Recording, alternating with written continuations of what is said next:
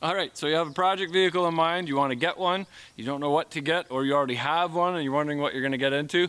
So I'm just going to go down some of the projects and some of the issues that we've ran into it, some of the goods and bads, so you kind of know what you're getting into.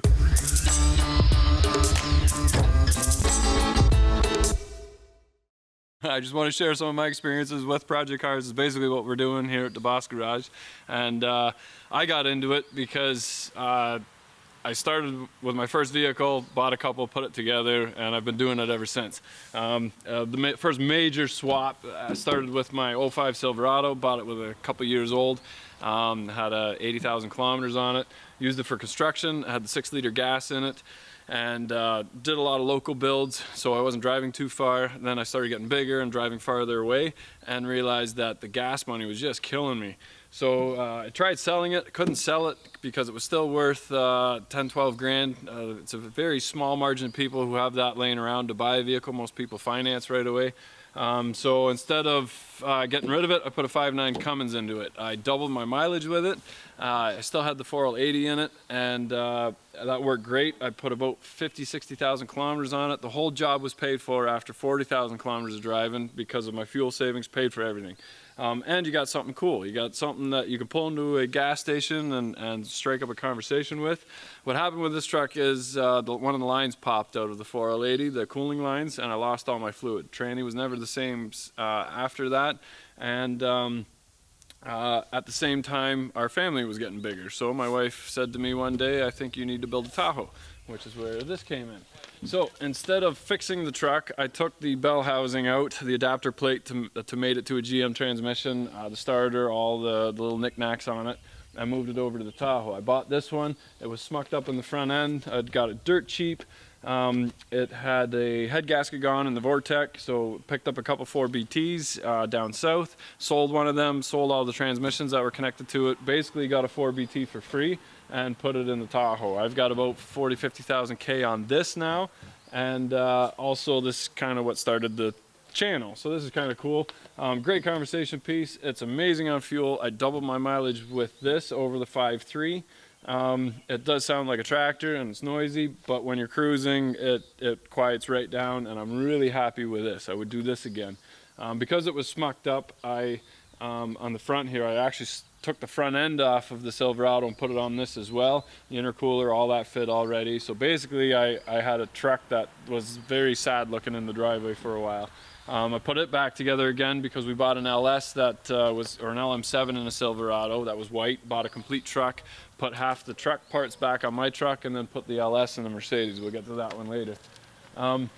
This one we built for a customer, a true Mopar guy. He loves Mopar, and he's always had it in his head that he wants a big truck, custom built, something unique, and that's exactly what this is. This is an 85. They stopped building the crew cabs in 1985, and they didn't start putting the Cummins in until 89. So we took a 92 Cummins, 4-wheel drive, moved everything over to this 85, changed it from a gas automatic 2-wheel drive to a diesel 5-speed 4-wheel drive. The problem with these trucks is they're very neglected and they start getting cobbled a lot. So mostly farmers owned them, used them as farm trucks, and the trucks really don't last as long as the engines do.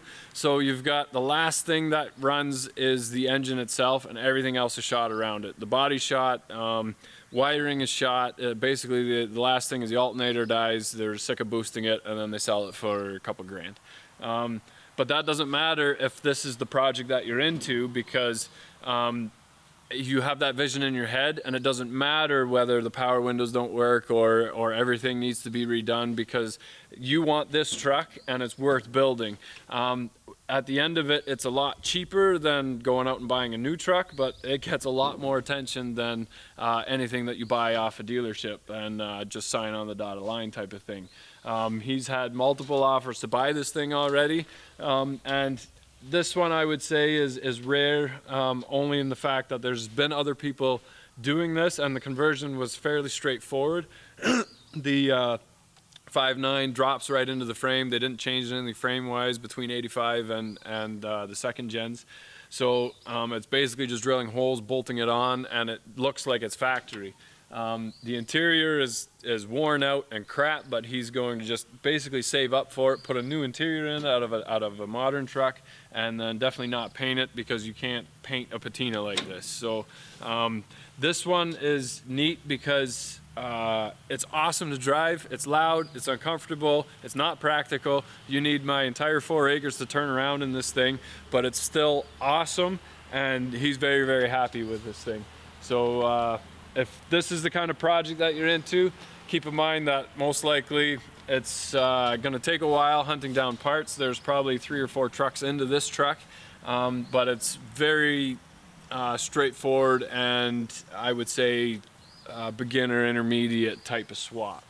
Now we've got a Fummins, and the good old Fummins. This is an 04 with a 5.9 12 valve in it, and that's just the way it was going, P-pump. This one didn't work out as well as the customer would have hoped. And the reason for that is with the power stroke that was in here, it only has like 120,000 K on it before the power stroke basically took all the leftover money that the original owner had. He was so sick of it, he traded this truck for a couple used transmissions and a case of beer. The guy that owns it now just wanted it as kind of a work truck, good on fuel, and reliable enough with a 5.9 in it. The problem was he couldn't drive it before he put the swap in it because the power stroke wasn't running. So after we got it all running, it was a hard shift between second and third, I believe, and then it kept getting worse and worse, and he had to end up redoing the transmission in it. The problem with that is now he's got a lot of money into basically a 2-wheel drive truck that he's not thrilled with, because the point is to be able to hop into something cheap, beat the crap out of it, work it hard, be efficient on fuel, and have somewhat of a cool conversation piece. But he's got a lot more money into this project than he would have liked. So if you're gonna do something like this with the Fords, there's multiple companies that specialize in yanking the power strokes out and doing whatever conversion in it that you want. Buy full kits for it, but that gets extremely pricey, extremely quick. So this one was a D-stroke kit in it, and I was not very happy with the D-stroke kit. You can check out the whole build on it. A lot of the stuff that they did, you can do yourself and save a lot of money, and he would have been farther ahead to do that, or just bring it here in the first place.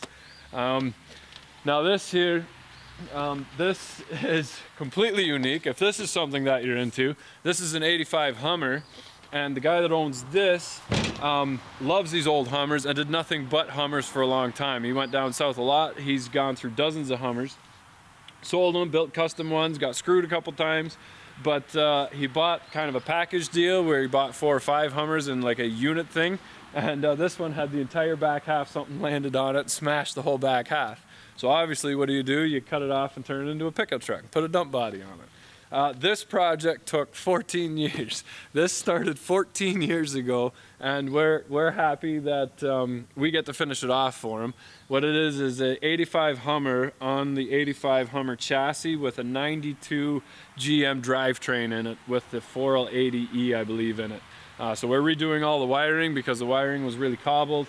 The things are too long, too short, and that's what throws a lot of people off, is the wiring mess.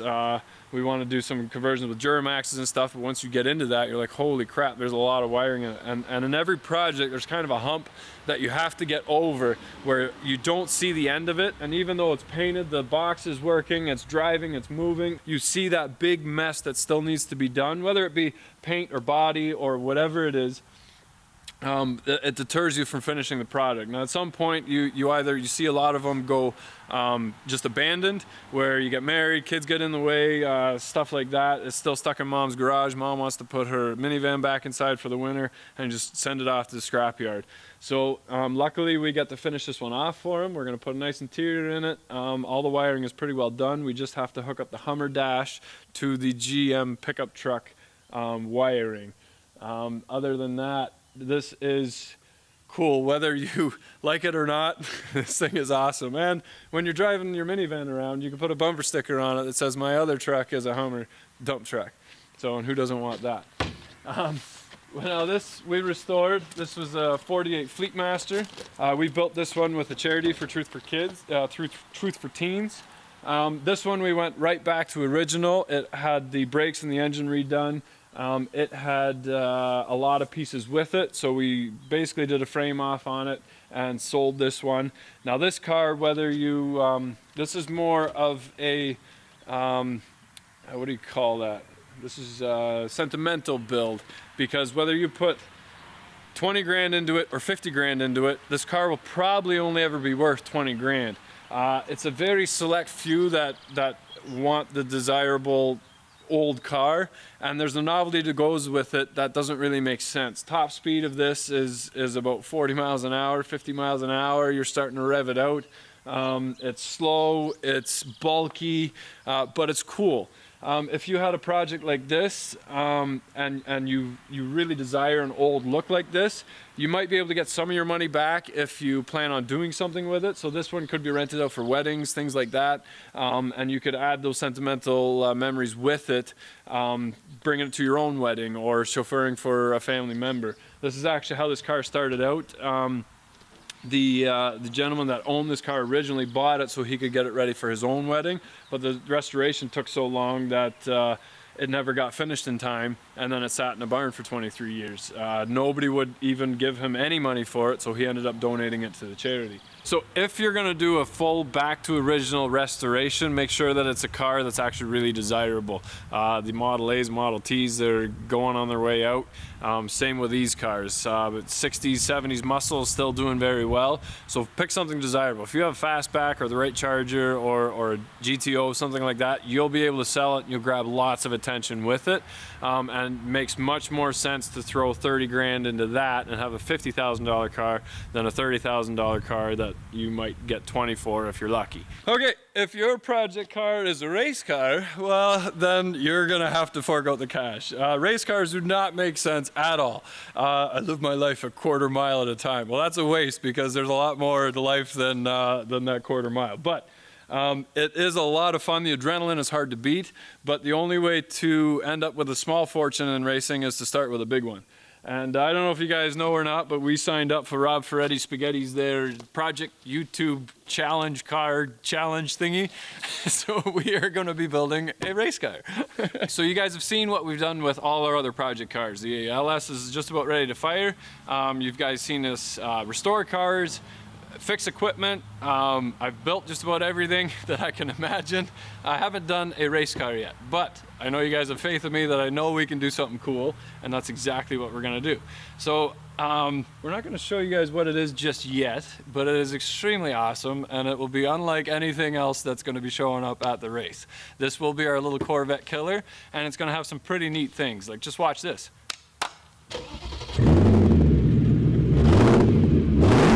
So if we can start a race car on a clapper, I'm sure that we can be competitive, and the winner will get their car flown down to Germany. So stick around for that video when we take this thing down the Nürburgring track.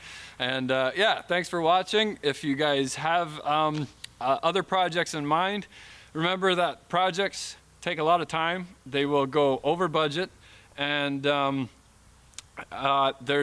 they make sense if they're cool. I've had a lot of questions. Can you put a 6BT in my Dodge Ram? No, I can't. And neither should you. You should sell your gas jobber and go out and buy a Dodge Ram that has a diesel put in it, because you're gonna put a lot of time and effort into it and you're not gonna have anything cool. Should I put a Cummins into a Buick Skylark? Yes, because when you drive that anywhere, you will have awesome conversations. You will talk to many people. You will meet lots of people who have the same interests, that have parts that you can share. You can have a laugh and a beer, and it doesn't make sense, but that's what life is about. If you want to drive something that's already out there, just go out and buy it. Some of these projects were to save money on fuel. Some of them are just force of nature, where the back half of the vehicle you bought is missing, so you put a dump box on it. And some of them are just to have a good time. But remember that you have to dedicate a lot of time. Make sure you have the right tools. Make sure you know what you're getting into. Do your homework on what's actually going on to make it all work, and also do your homework with your state laws and provincial laws regarding emissions and all the safety stuff that goes along with it. So head to DeBoss Garage on Drive Tribe, share your projects there. Also go to Facebook And if you guys have any questions, if you guys want any help with something that you've ran into, that you're stuck on, there's a lot of guys out there that are willing to help. I'm running out of time because I got a lot of stuff on the go that I can't answer everybody's questions, and I'm sorry about that, but our Facebook group is the best one to go there for that. Thanks for watching, and stick around if you want to see what we do with this little gem here. So we got quite a few people lining up behind us to help us out. As far as we know, we're the only Canadians so far. So we'll show up with some hockey sticks and maple syrup, and definitely leave an impression down in Florida there next year. So here we go. Hey, how's the fumes in there? That's kind of rough. Hey, thanks for watching. Don't forget to like and subscribe. If you love the channel, consider heading over to Patreon. There's a lot of stuff happening there to help support the channel. And remember, if you're not filthy, you're not rich.